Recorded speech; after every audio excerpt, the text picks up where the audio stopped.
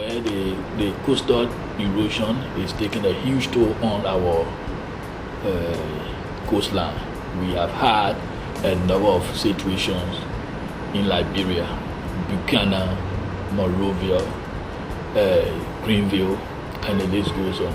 So sometimes 2 years ago, about 2-3 years ago, the effect of the coastal erosion became very pronounced around Nikutan and West Point. Under the circumstance, we had to make some intervention. The ocean was beating against the school building.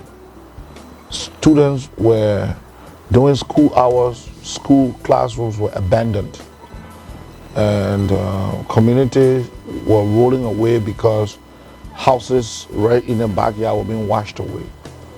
Yeah, I was very much afraid, most especially for me who have an office on this side. I was all the time not sitting in here. I used to take my seat out there where I felt a little bit secure so that in case of anything I can be the first to run. And for me to see the sea breaking cuckoo houses down from the borough, it hurt me a lot. Where we I show tomorrow my children say that why I grew up.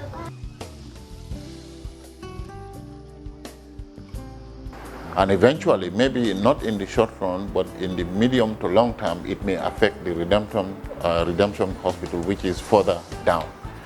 So all this led to our thinking to intervene together with our counterparts to use this project to rescue the school.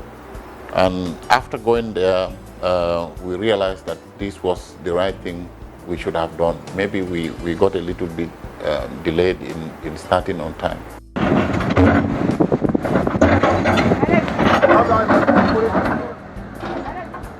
And then the plan was that with 1,200 meters, we will be able to cover as much as possible the whole of Nikuta.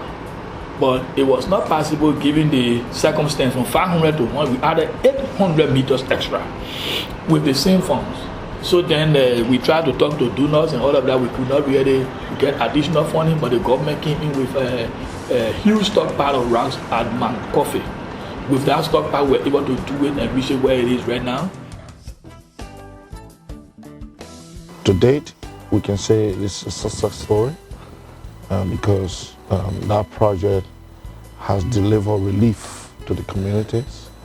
The adjacent communities. I'm feeling very good now that the hospital, the school, the lane, safe. I'm feeling very good that all are safe. I'm feeling very good because if this hospital are gone, where will we go to hospital? Even the school, where my children are going to go to school. They really brought relief to us.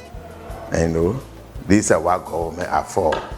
When your citizen crying for something, you go there and put it. It brought a little bit of relief, and UNDP did well.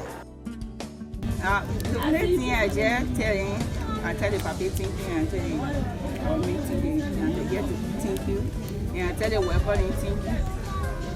All the things for our ginger and Tanaje. You will see along the coast here broken structures, and even the school we are very close was already being nearly taken away. The fence was taken away, the foundation was already being hit by the water, but this particular structure has protected all of this coastline as we stand.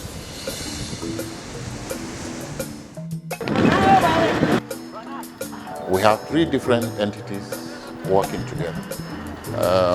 We work with Ministry of Mines and Energy as the main implementer from the government side, as well as the Environment Protection Agency, plus UNDP. Our systems are different in terms of procurement, in terms of human resource management. Yes, we had some teething problems, but I'll dwell more on experience that we've got from this.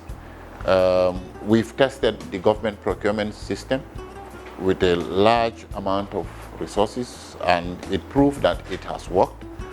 We've tested the government recruitment system, and that also proved that it can work.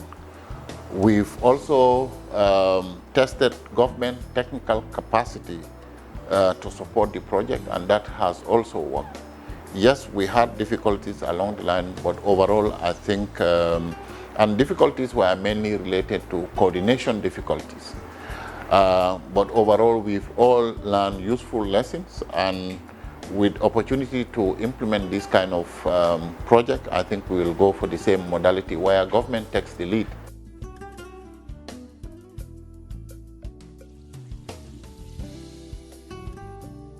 We have coastal engineers, we have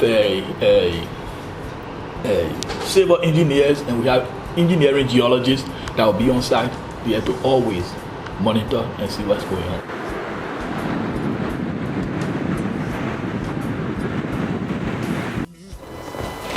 But we're working with the legislatures and Ministry of Finance and Development Planning, Mines and Energy, to ensure that we have in the next fiscal space some money in the budget for maintenance, routine maintenance.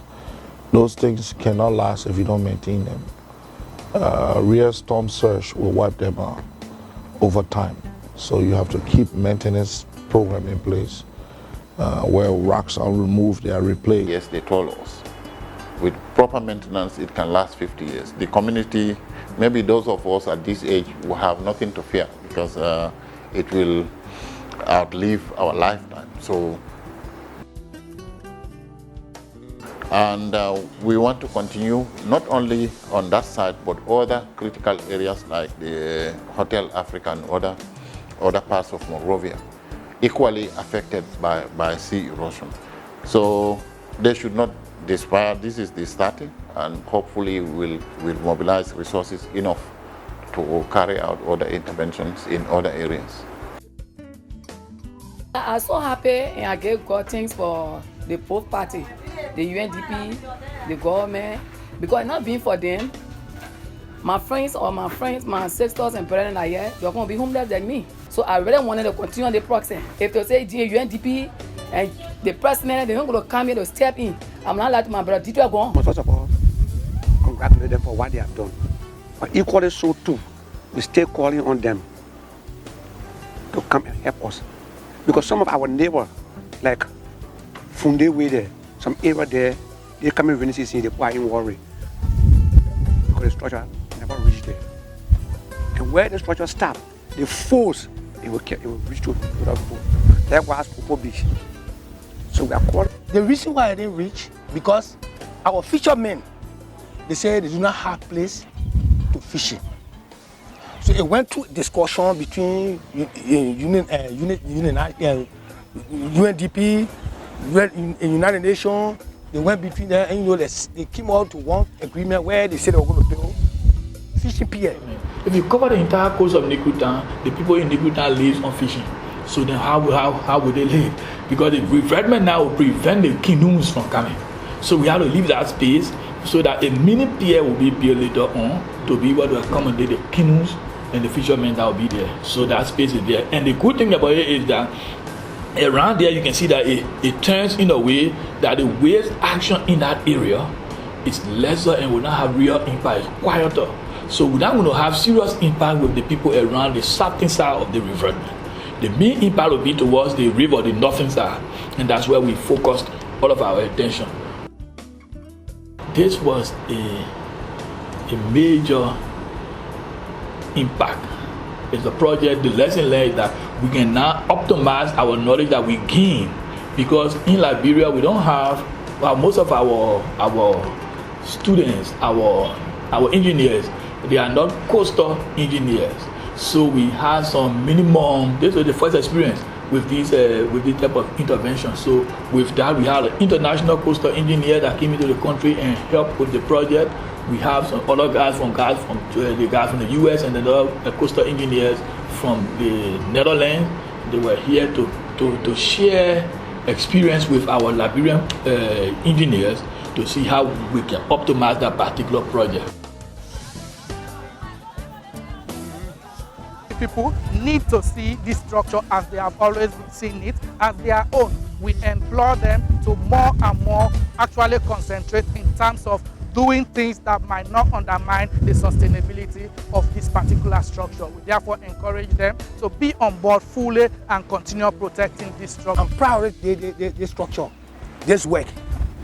And I will tell my people, what I get to see, I will tell the donors, UNDP, the Mines and Energy, thank you. The engineers, thank you. The project manager, thank you for all the work they have done.